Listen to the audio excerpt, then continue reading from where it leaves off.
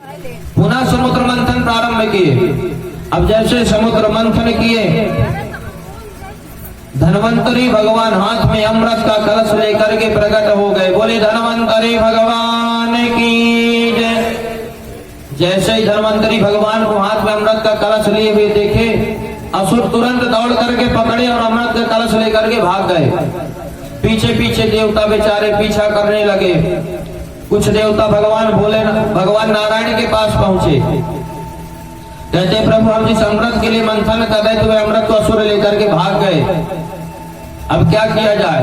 भगवान नारायण कहते तुम लोग भी चलो उनका पीछा करो, कहीं ना कहीं तो मिल जाएंगे, नहीं भाग रहे हैं तो हम भी कोई उपाय करते हैं।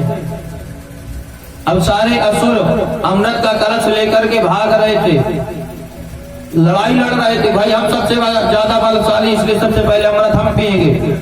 दूसरा कहता है महाराज तुमसे बड़े बलशाली तो हम हैं, पहले हम पिएंगे। और जब थक जाते तो जमीन पर रख देते कलश को। तो सबसे पहले समुद्र से चले, नासिक पड़ा, नासिक में उस अमृत के कलश को रखे, अमृत की कुछ बूंदें गिरी गई, सुबह वहां पर कुंभ पड़ने लग गया। नासिक से चले उज्जैन में आए, यही लड़ाई झगड़ा करते करते उज्जैन में अमृत का कलश रखे, वहां कुछ बूंदे गिर गई, वहां कुंभ पड़ने लगा। उज्जैन से चले प्रयागराज पहुंचे, प्रयागराज में भी कुछ अमृत की बूंदे गिरी, वहां भी कुंभ पड़ने लगा। प्रयागराज से चले हरिद्वार, हरिद्वार में भी अमृत का कलश रखे, वहां कुछ बूंदे गिर गई, वहां भी आज कुंभ पड़ने लगा। इस तरह से 4 जगह अमृत का कलश रखे और चारों जगह कुंभ पड़ने लगा। और उस समय राजा प्राचीन बल ही बड़े भारी यज्ञ किया करते थे, इतने यज्ञ किए थे पूरी पृथ्वी को कुशा से पाट दिए थे। यज्ञ में कुश कंडिका की जाती है, तो सारी पृथ्वी में कुशा ही कुशा था, तो कुशा के ऊपर अमृत का कलश रखते थे, इसलिए कुशा पवित्र मानते हैं। कुशा पवित्र होता है इसलिए पूजन में उपयोग होता है। अब जैसे इस तरह से लड़ते हुए जा रहे थे, भगवान नारायण मोहिनी का रूप बनाए, सुंदर बढ़िया साड़ी पहने, पायल पहने, सुंदर श्रृंगार की और छम छम करते हुए पहुंच गए असुरों के पास। जैसे ही असुर मोहिनी भगवान को का दर्शन किए, कितनी सुंदर रूप है। आज मोहिनी भगवान के रूप सुधा का पान करने लगे। पूछते हैं दैत्य की देवी आप इतने सुनसान जंगल में अकेले कैसे घूम रही हो। आज मोहिनी भगवान कहते हैं कि भाई हमारे स्वामी यहाँ भजन करते हैं, आगे कुटिया बनी है, लेकिन तुम लोग यहाँ कैसे आए हो इस सुनसान जंगल में। भाई असुर कहते हैं कि देवी जी क्या बताएं, हम देवता और असुर मिलकर के समुद्र मंथन किए, यह अमृत निकला और इस अमृत को पीने के लिए सारे असुर लड़ाई लड़ रहे हैं कि पहले हम पिएंगे, पहले हम पिएंगे। इसलिए हमारी तो इच्छा कि देवी यदि आप अपने हाथ से पिला दीजिए तो बड़ी कृपा होगी आपकी। मोहिनी भगवान कहते भैया हम इस लड़ाई झगड़े के चक्कर में नहीं पड़ना कि पता चले किसी के भाग में ज्यादा चल जाए, किसी के हाथ में कम पहुंचे, आप लोग हमसे लड़ाई लड़ने लग जाएंगे। सारे देवता सारे असुर कहते हैं कि देवी जी आपसे कोई लड़ाई नहीं लड़ेगा, हम वचन देते हैं कि लड़ाई कोई नहीं करेगा। मोहिनी भगवान कहते भैया अच्छे से विचार कर लीजिएगा, क्योंकि यदि आप लोग लड़ाई करोगे तो बीच में ही चले जाएंगे। सारे असुर मिलकर के एक आवाज में कहते कि हाँ देवी जी आप अपने हाथों से अमृत परोस दीजिए। मोहिनी भगवान कहते फिर दीजिए अमृत का कलश। मोहिनी भगवान अपने हाथ में अमृत का कलश लिए और कहते कि चलो भाई सब लोग एक लाइन बना करके बैठ जाओ। जैसे ही असुर लाइन लगा करके बैठने लगे, इतने में देवता आ गए। मोहिनी भगवान कहते हैं कि देखो भाई अब देवता भी आ गए, अब इन्हें भी पिलाना पड़ेगा। यदि हम इन्हें पिलाएंगे तो आपको कोई दिक्कत तो नहीं, आपत्ति तो नहीं। असुर कहते हैं कि देवी जी आपत्ति तो होगी, क्योंकि उतनी दूर से अमृत का कलश लेकर के आए हैं। मोहिनी भगवान कहते हैं कि भाई मैं ये देख रही हूँ इसमें कि जो अमृत का कलश इसमें पतला पतला अमृत ऊपर है और जो गाढ़ा गाढ़ा अमृत वह नीचे है, तो क्यों नहीं पतला पतला अमृत देवताओं को पिला दिया जाए। तो इनका मान भी रह जाएगा और गाढ़ा गाढ़ा अमृत आप लोगों को पिला दूंगी। असुर कहते हैं ठीक है देवी, जो आपको करना हो, जो आपको उचित लगे वह बात करो। देवताओं को भी एक लाइन में बैठा दिए। अब मोहनी भगवान देवताओं को अमृत पिलाने लग गए और असुरों की तरफ देख देख करके खूब मुस्कुराने लग गए। आज भगवान देवताओं को सुधा का पान करा रहे हैं, सुधारस का पान करवा रहे हैं और असुरों को रूप सुधा का पान करवा रहे हैं। जो भी असुर देखता बढ़िया मुस्कुराता, उधर से मोहनी भगवान भी मुस्कुराने लग जाते। इस तरह से देवताओं को अमृत पिलाए। एक दैत्य बड़ा चालाक था, सुरभानु नाम का दैत्य। मन में विचार करता कि ना जाने हमारे पास आते आते अमृत बचेगा कि भी नहीं बचेगा।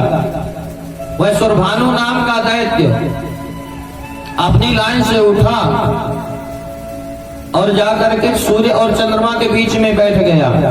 भगवान उसे भी अमृत पिला दिए। सूर्य चंद्रमा कहते महाराज ये तो असुर है। भगवान कहते कोई बात नहीं, इसके भी भाग्य में तो वह भी पी लिया। भगवान समस्त देवताओं को अमृत का पान करवाए। अब सारे देवता अमृत पी करके पेट में हाथ घुमाने लगे, डकारी लेने लगे। तब तक एक दैत्य कहता है कि भाई देखो सारे देवता अमृत पी करके डकारी लेने लगे, पेट में हाथ घुमाने लगे, ये तो लगता कोई हमसे छल करने लगा। इतने में मोहनी भगवान अपना रूप बदले, भगवान नारायण के रूप बनाए, अपने सुदर्शन चक्र निकाले, सुरभानु नाम के दैत्य का धड़ अलग कर दे, सिर अलग कर दे अपने सुदर्शन चक्र से। तो नीचे का भाग राहु कहलाने लगा, ऊपर का भाग केतु कहलाने लगा। क्योंकि अमृत पी लिए थे वह अमर हो गए थे, मरे तो नहीं, अमर हो गए। तो इनकी पूजा होने लगी नवग्रह में। और आज भी सूर्य और चंद्रमा के बीच में राहु ग्रहण लगाता है, बदला लेता है अपना। इस तरह से सारे असुर जैसे भगवान नारायण को देखे सारे असुर कहते भाई ये तो हमसे छल किया है, मारो इनको। श्री सुखदेव महाप्रभु कहते हैं कि राजन यहीं से देवासुर संग्राम प्रारंभ हुआ। समस्त देवताओं और असुरों पर बड़ा भयंकर विशाल युद्ध हुआ। इसी विशाल देवासुर संग्राम में महाराज दशरथ युद्ध कर रहे थे। महाराज दशरथ युद्ध में हाथ आए थे तो माता कैकेयी आई थी इनकी रक्षा करने के लिए, सहायता करने के लिए। माता कैकेयी का युद्ध देख करके महाराज दशरथ बड़े प्रसन्न हुए और कहते हैं देवी दो वरदान मांग लो। कैकेयी कहती समय आने पर वरदान मांगूंगी। आज जैसे दशरथ जी के मन में विचार हुआ कि अब मैं अपने पुत्र राम का राज तिलक कर दूं, मंथरा गई कैकेयी के मन में षड्यंत्र की और कैकेयी वचन वही यही दो वरदान मांगती है। एक वरदान मांगी कि स्वामी आप हमें वचन दे कि पुत्र राम को 14 वर्ष का वनवास हो और मेरे पुत्र भरत का राज तिलक हो, यही दो वरदान थे। इसी देवासुर संग्राम में महाराज खटवांग युद्ध कर रहे थे। खटवांग के युद्ध को देख करके देवता प्रसन्न हुए, कहते वरदान मांगो। महाराज खटवांग वरदान में कहते हैं कि आप हमारी उम्र बता दीजिए। देवता बतलाते हैं कि आपकी उम्र 2 घड़ी बची है।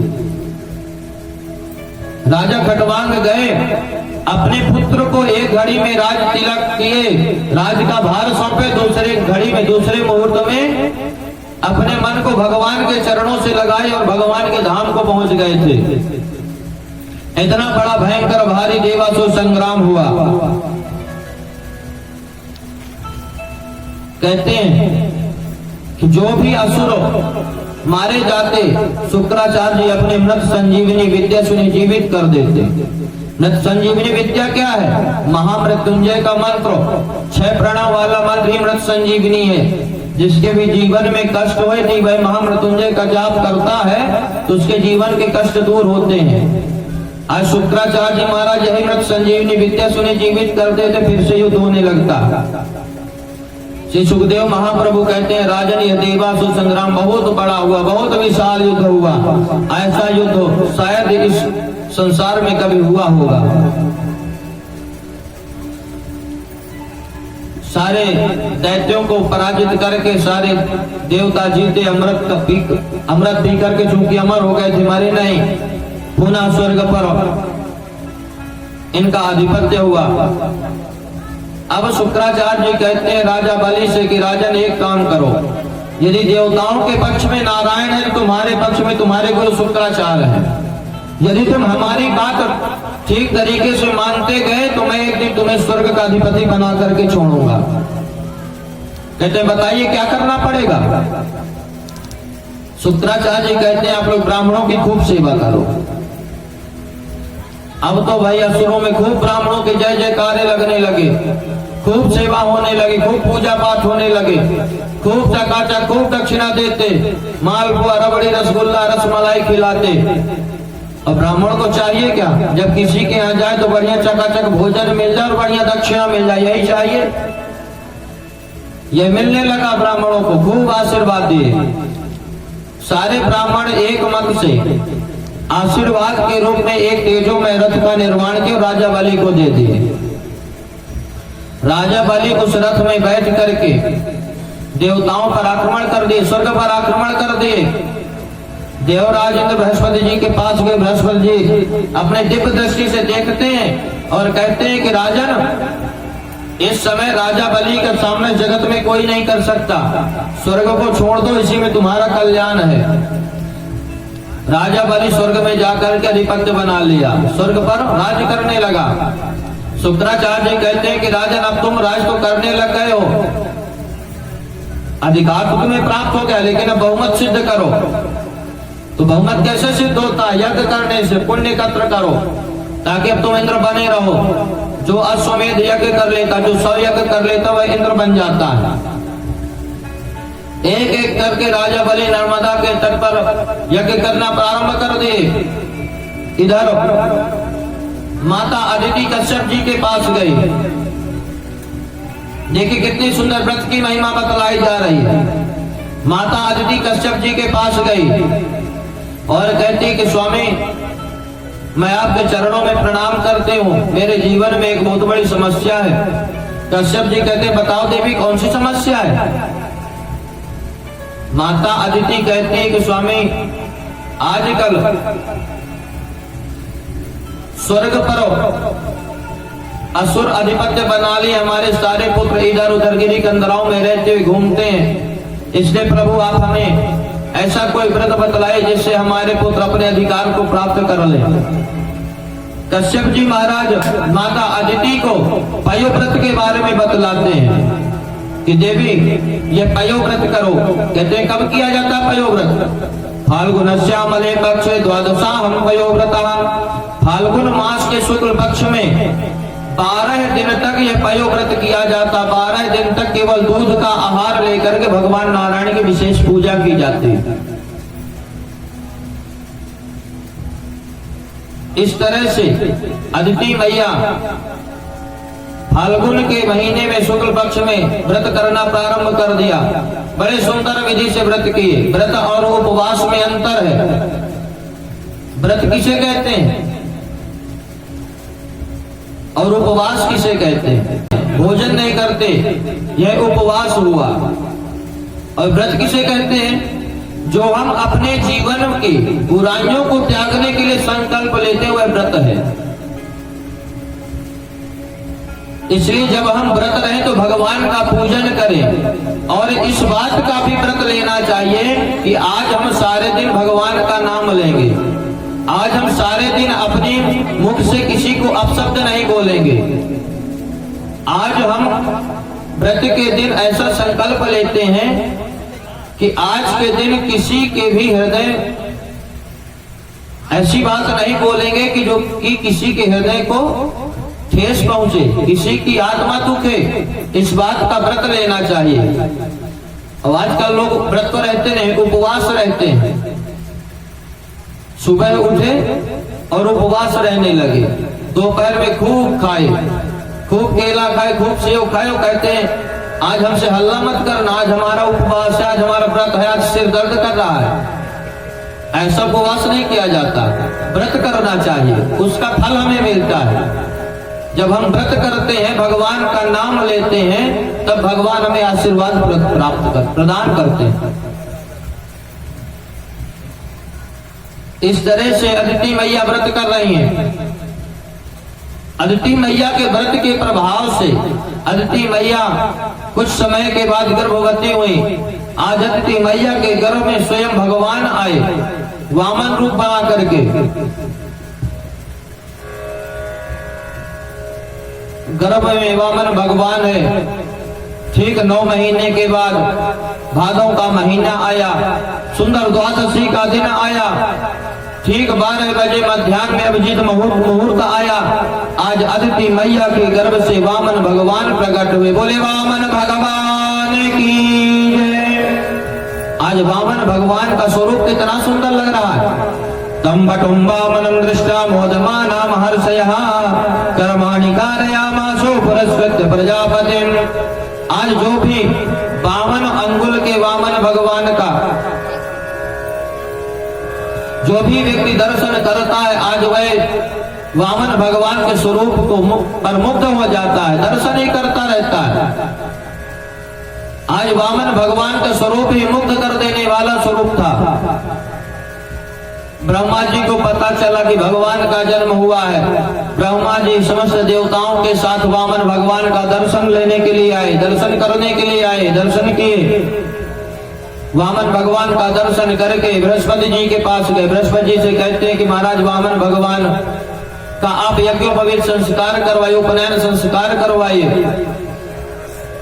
बृहस्पति जी आए, सुंदर यज्ञोपवीत संस्कार के लिए उचित तिथि का चयन किए। उस तिथि पर सारे देवता आए। बृहस्पति जी महाराज यज्ञोपवीत संस्कार करवाने लगे। ब्रह्मा जी प्रकट हुए, अपना कमंडल दान में दिए। अदिति मैया आई, लंगोटी पहना दी। कश्यप जी आए, मेखला पहना दिए। सरस्वती मैया आई, रुद्राक्ष की माला दे दिए। पृथ्वी देवी आई, चरण पादुका दे दिए। आकाश देवता आए, छत्र दे दिए। कुबेर आए, भिक्षा का दान दे दिए। अन्नपूर्णा मैया आकर के उसमें भिक्षा डाल दी। बृहस्पति जी ने गायत्री मंत्र कान में दे करके यज्ञोपवीत संस्कार संपन्न करवा दिए, यज्ञोपवीत धारण करवा दिए। वामन भगवान दक्षिणा देते हैं बृहस्पति जी महाराज को कि महाराज आप दक्षिणा ले लीजिए। बृहस्पति जी कहते हैं कि महाराज हमें ये दक्षिणा नहीं चाहिए। यदि आप दक्षिणा देना ही चाहते हैं तो हमें त्रैलोक्य की संपदा दीजिए दक्षिणा में। वामन भगवान पूछते हैं कि महाराज मुझे त्रैलोक्य की संपदा मिलेगी कहां से ला करके दूंगा मैं आपको। बृहस्पति जी महाराज कहते हैं आज त्रैलोक्य के अधिपति बने राजा बलि, जो कि नर्मदा नदी के तट पर यज्ञ कर रहे हैं। आप उनके पास जाइए, वहां से त्रैलोक्य की संपदा लेकर के आइए और हमें दक्षिणा के रूप में उसे प्रदान करिए। वामन भगवान बृहस्पति जी को प्रणाम किए। आज वामन भगवान अपने कंधे पर छाता रख करके, हाथ में कमंडल लेकर के, अपने गले में जनेऊ धारण किए हुए, अपने छोटे छोटे पांवों से वामन भगवान राजा बलि के यज्ञ की ओर चल दिए। आज रास्ते में जो भी वामन भगवान का दर्शन करते, आज वह वामन भगवान के स्वरूप पर आनंदित होता, मोहित हो जाता है। वामन भगवान समस्त जगत के लोगों को दर्शन करते हुए नर्मदा के तट पर पहुंचे, जहां राजा बलि यज्ञ कर रहे थे। जैसे ही राजा बलि वामन भगवान के दर्शन किए, राजा बलि कहते देखिए कितना सुंदर बालक है, कहां से आया है, चलो चल करके देखता हूं। राजा बलि वामन भगवान के पास आए, कहते हैं प्रभु आप कहां से आए हैं। वामन भगवान राजा बलि को देख करके मुस्कुराने लगे और राजा बलि की प्रशंसा के पुलवान देखो बड़ी बड़ी प्रशंसा करने लगे कि वाह महाराज, मैंने आपके बारे में जैसा सुना था आज वैसा देख रहा हूं, आप कितना बड़ा विशाल यज्ञ कर रहे हैं। राजा बलि कहते हैं कि महाराज बताइए आपका आगमन किस कारण से हुआ। आप जो भी इच्छा से मेरे पास आए, आपने संकोच होकर के बताइए, आपको मैं क्या दान में दूं, सोना दूं, चांदी दूं, हीरा दूं, जवाहरात दूं। महाराज यदि आप चाहो तो मैं आपको अपने कोषागार में ले चल के करके खड़ा कर दूं, आपकी जितनी इच्छा चाहे आप उतना ले लीजिए। वामन भगवान कहते हैं कि महाराज अपने राम को कुछ भी नहीं चाहिए, अपने को किसी चीज की जरूरत नहीं है। पहले भगवान आज बड़ा संतोष प्रकट कर रहे हैं। वामन भगवान से राजा बलि कहते कि महाराज यदि आप, मैं देख रहा हूं कि आप अभी छोटे से, अभी आपका विवाह ना हुआ होगा, यदि आप मुझे आदेश दें तो मैं 12 अंगुल की ब्राह्मण की कन्या ढूंढ करके, बौनी कन्या ढूंढ करके आपका विवाह करवा दूं। वामन भगवान खूब हंसने लगे, कहते हैं कि वाह राजन, मैं आपके पास विवाह कराने के लिए थोड़ी ना आया हूं। आज राजा बलि की खूब प्रशंसा कर रहे हैं वामन भगवान कि धन्य है ऐसा जगत का राजा, धन्य है इसकी भावना जो इतना बड़ा दानी है। राजा बलि कहते हैं महाराज मांगिए, जो आप कहेंगे मैं आपको वह दूंगा। वामन भगवान कहते हैं कि राजन, हमने बताया ना कि हमें कुछ नहीं चाहिए, अपनी चाय है ही नहीं किसी चीज की। वामन भगवान से राजा बलि कहता है कि प्रभु आप कुछ ना कुछ तो मुझसे मांग लीजिए, मेरे दरवाजे पर आए हैं। वामन भगवान कहते हैं ठीक वैद्य, आप देना ही चाहते हो, बहुत ही इच्छा है आपकी देने की, तो आप हमें 3 पग पृथ्वी दान में दे दीजिए। राजा बलि हंसने लगा कि जितने छोटे तुम हो, जितना छोटा तुम्हारा रूप उतनी छोटी तुम्हारी बुद्धि है। इस तरह से हंसने लगा। वामन भगवान कहते हैं राजन, पदानी तीनी दैतेन्द्रो संविधानी पदामम, राजन मेरे पैरों में आप मुझे 3 पग पृथ्वी दे दीजिए, मैं अपने पैरों में मांग लूं, इसमें हंसने वाली क्या बात है। राजा बलि कहते हैं कि बेटा और अच्छे से सोच लो, जो भी मेरे दरबार में आज तक आया उसे कभी दुनिया में कहीं भी हाथ नहीं फैलाना पड़ा, एक बार और अच्छे से सोच लो। वामन भगवान कहते हैं राजन, अपने राम को कुछ नहीं चाहिए, हम संध्या वंदन करने वाले तपस्वी ब्राह्मण, अपना गुजारा 3 पग पृथ्वी में हो जाएगा। भाई ब्राह्मण को चाहिए क्या, अपना आसन बिछा के संध्या वंदन कर ले, इतनी चाहिए, 3 पग में अपना गुजारा हो जाएगा। इस बात को शुक्राचार्य के मंडप पर बैठे हुए देख रहे थे। कहते हैं ये जब से इस छोटे से बालक को मैं देख रहा हूँ, जब से कितनी बातें कर रहा है कौन। दिव्य दृष्टि लगा करके देखे तो भगवान नारायण का दर्शन हुआ। शुक्राचार्य दौड़ते हुए आए, राजन अरे संभल जाओ राजन, इसे कुछ नहीं देना, ये न 52 है न 53, ये पूरा 54 है। ये नारायण तुम्हें छलने के लिए आया, तुझे कंगाल कर देगा। चिंता मत करिए, चुप हो जाइए, शांत होइए, सांस लीजिए थोड़ा सा। यदि यह नारायण होगा तो ये मेरा सौभाग्य है कि मेरे दरवाजे पर साक्षात नारायण चल करके आया है और मुझसे दान ले रहा है। और यदि वामन होगा सचमुच का तो 3 पग पृथ्वी नाप करके अपने घर को चलता बनेगा। इधर वामन भगवान कहते हैं भाई यदि देना चाहते तो संकल्प करो। राजा बलि कहते हैं कि महाराज 3 पग पृथ्वी के लिए क्या संकल्प करना, नाप लीजिए जहां से नापना हो। वामन भगवान कहते नहीं भाई, हम ऐसे दान नहीं लेते, आप हाथ में कुसा रखिए, जल रखिए, अपनी पत्नी को बुलवाइए, फिर आप संकल्प करिए, तब हम दान लेंगे, नहीं तो नहीं लेंगे। राजा अपनी पत्नी विंध्यावली को बुलवाया यज्ञशाला से। विंध्यावली हाथ में जल डाली, वामन भगवान हाथ में कुसा रखे संकल्प पढ़ने लगे। जैसे ही जल डाल रही थी विंध्यावली तो शुक्राचार्य मन में विचार बनाते हैं कि भाई मैं इस लोटे की टोटी में जाकर के बैठ जाऊंगा तो जल नहीं गिरेगा, जब जल नहीं गिरेगा तो संकल्प नहीं होगा। शुक्राचार्य सूक्ष्म रूप बनाए, जाकर के लोटे की टोटी में बैठ गए। जैसे विंध्यावली जल डालने लगी, जल ही ना गिरे। राजा बलि कहते हैं कि प्रभु महाराज इससे तो जल नहीं गिर रहा। वामन भगवान कहते दिखाइए लोटा, हम देखते क्यों नहीं जल गिर रहा। वामन भगवान राजा बलि के हाथ से कुसा उठाया और उल्टा करके उसी टोटी में घुसेड़ दिए। इधर एक आंख से शुक्राचार्य देख रहे थे बाहर क्या चल रहा है, उसी आंख में जाकर के कुसा लग गया, उनकी एक आंख गोविंदा नमो नमः हुई।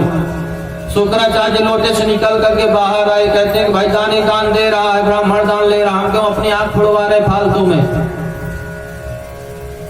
इधर बतलाते हैं शुक्राचार्य राजा बलि को, राजा ने तुम्हें कंगाल कर देगा।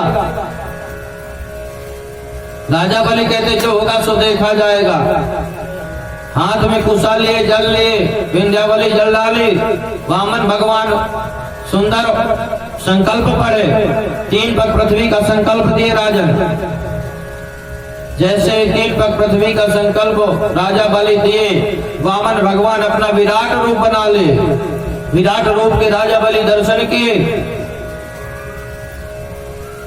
राजा बलि के यहाँ वामन भगवान विराट रूप में एक पग में पूरे आकाश को नाप लिए, पूरे स्वर्ग को नाप लिए। जैसे स्वर्ग में पैर पहुंचा, ब्रह्मा जी भगवान का अंगूठा धो करके चरणामृत अपने कमंडल में रख लिए, विष्णुपति गंगा को अपने कमंडल में रख लिए।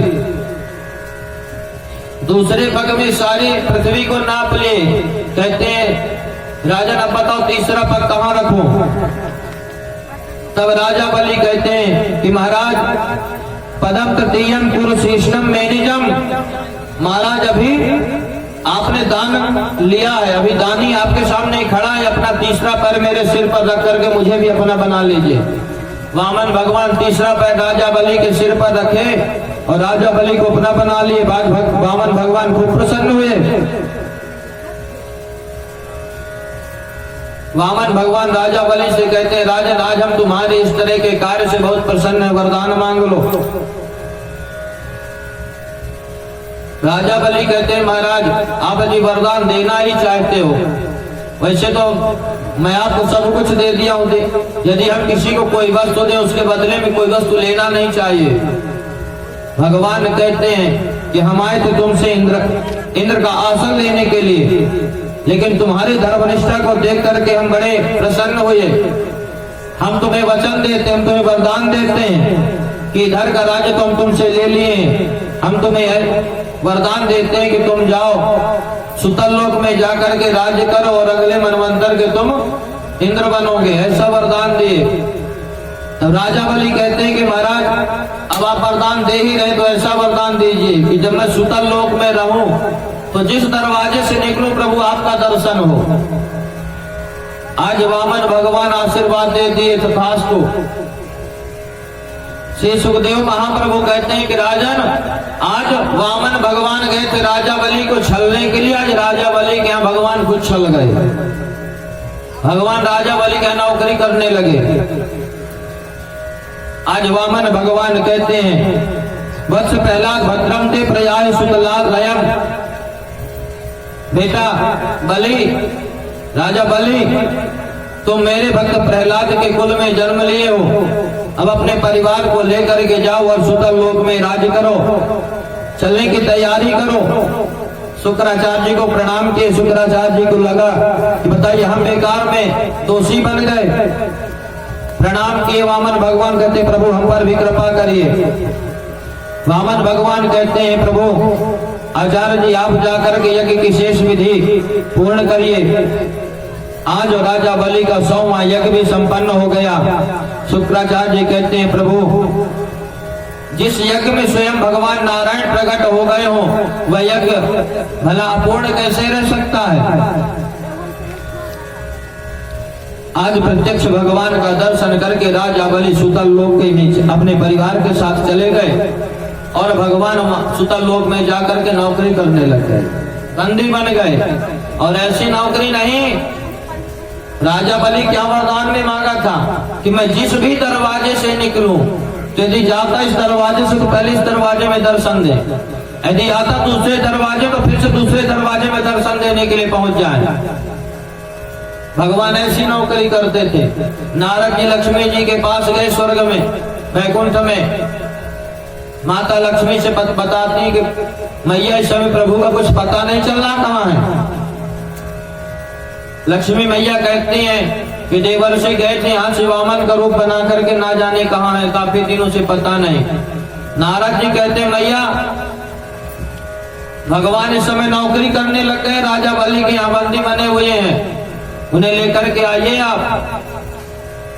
कहते हैं कैसे जाऊं मैं वहां।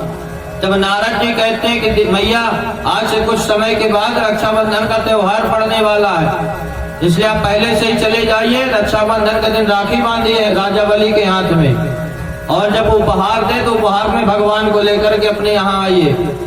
माता लक्ष्मी आषाढ़ के मास में गई सुतल लोक राजा बलि के यहाँ। जैसे राजा बलि देखता है, कहते अरे आओ बहना, बहुत दिन के बाद आई हो।